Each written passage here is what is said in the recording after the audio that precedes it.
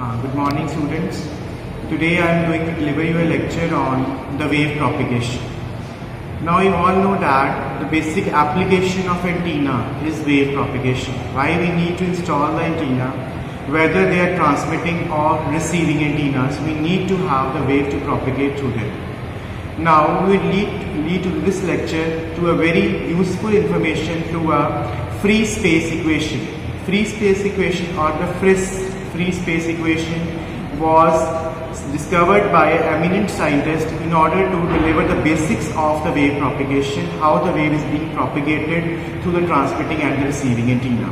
Through this equation, we will be going to study that how the effects of various antennas, whether they are isotropic or the directive antennas, affect the gain of the antennas and the wave that is being propagated to those antennas. Okay class, let us start with this free space equation now. Now the free space equation or the FRIS free space equation deals with the main transmitting antennas which are being used for the transmitting and reception of the signals. If we talk about the isotropic antennas which are capable of transmitting the signal in all the directions equally. That means the power that is being radiated by these isotropic antennas is transmitted equally in all the directions, and they have comparatively less signal strength towards one particular direction. So the power density for the isotropic antenna is given by the power transmitted upon the surface area of a sphere.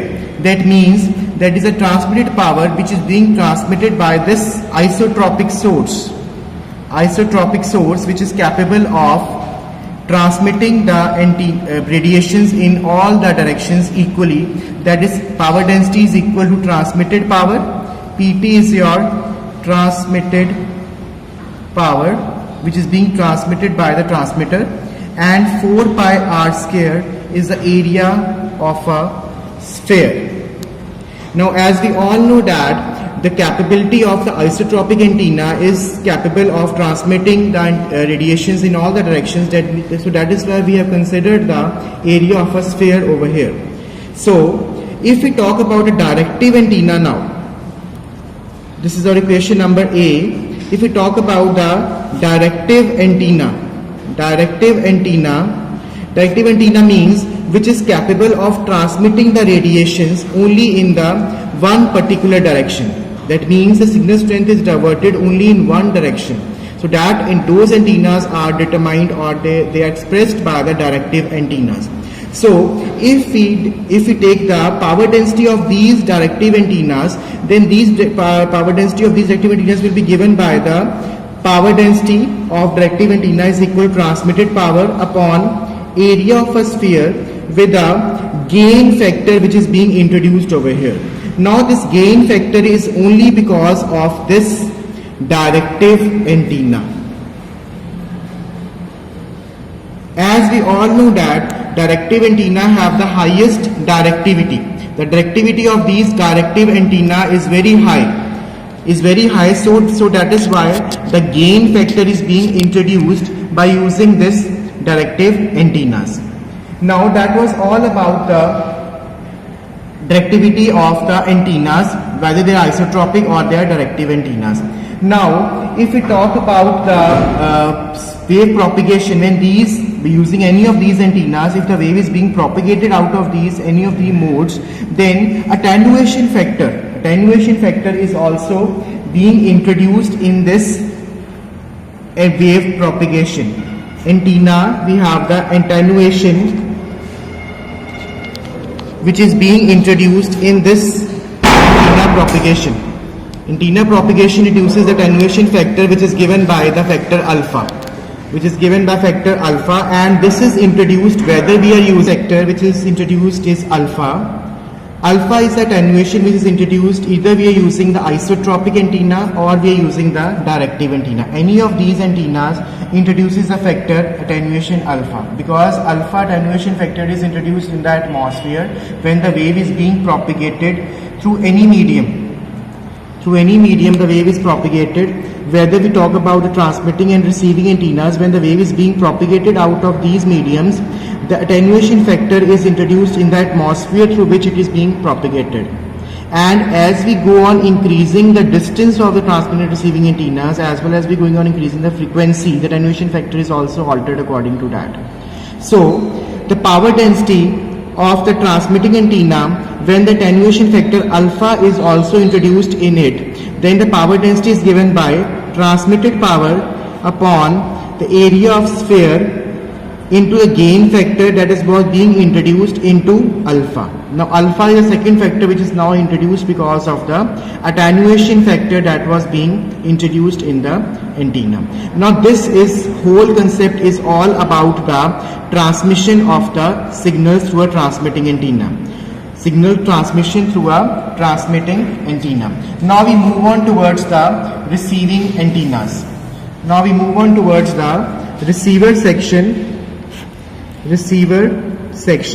Now when the wave is being transmitted from the transmitter towards the receiver, now the amount of wave that is being propagated from the transmitter towards the receiver depends upon the effective aperture of this receiving antenna. Amount of effective aperture or the effective aperture of the antenna, highest the effective aperture, more the effective aperture, more is the radiations absorbed by the receiver, or they are taken by the receiver. So ultimately the power density of the transmitting antenna that was being given by Pt upon 4 pi r square into the gain factor into the attenuation factor alpha. Now the gain factor which is introduced by the receiving antenna, the gain factor which is introduced by the receiving antenna is given by 4 pi a upon lambda square. Now this is according to the antenna theory. This relation comes from the antenna theory, which states that A is the effective aperture of receiver and lambda is the wavelength, of the transmitting signal. Now if we take out the value of A out of here, A will come out to be G into lambda square upon 4 pi. So if we take about the total power received, now out of this if we take out the total power received by the receiving antenna, then that is given by Pt into Gt into Gr into alpha into lambda square by 4 pi d square. Now that is the actual received power which is being received by this receiver antenna by using the antenna theory equation. If you put on the value of this equation A into this equation, we will get out the total power received by the receiving antenna. Now that is the actual equation of the free space equation, or the free space equation of the receiving and the transmitting antenna, which is being used for the transmission of the signals. Thank you very much, class.